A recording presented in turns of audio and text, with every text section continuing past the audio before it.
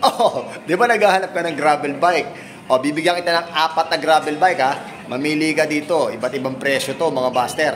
O, eto na. Eto na. Ayun na, oh. O, etong limited edition na Ferrino, mga master. 1x setup. Okay? Ito nyo naman. Nakatan wall, Innova Pro. Tapos, ang presyo nito, ito ang specs.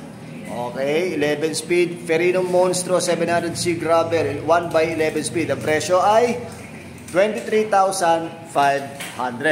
So ngayon, isa pa lang yan. Meron pa isa. Ito, Tusik. Okay, itong Tusik natin mga master, naka-tanwall din siya. Aluminum. Okay. So, Tusik Pro, Peak Pro 700C gravel. Okay, ito ang specs niya mga master. Nakikita nyo na yan. Ito na, ayan o. 8 speed. 2x8. Okay, ang presyo nito ay 23,000. Okay. So, sa pangalawa na yan, meron pa isa. Ito namang Trinks, mga master, itong tinatawag na CLB 3.2. Okay? So, ito yung itsura niya. Naka-compass siya. Tapos, naka-2x din siya na RPL. Tapos, L2 na FD. Ito ang kabuuan ng specs niya. Okay.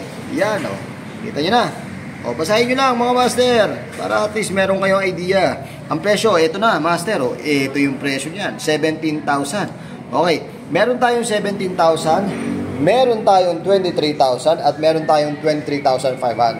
At ito naman tinatawag natin ng mid-range, mga master. Itong mid-range natin, master, ito yung tinatawag na Yamis, Jamis, kung anong tawag nyo, kayo na bahala. 2x8 speed. Okay, 2x8 setup to, mga master, ha? Ayan, 2x8 speed. Ito, specs niya. Tingnan nyo na lang, mga master.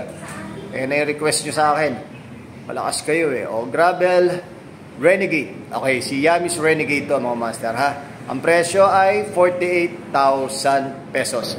Okay, kung nagustuhan nyo yan, mga master, puntahan nyo lang yan dito sa Roosevelt Bicycle Center. Siya nga pala, ako po si Papa Jack. Hindi ka pa nakakapag-subscribe at nakaka-follow, follow ko lang dito sa ating channel at sa ating mga Facebook page at sa ating TikTok. Alright, salamat!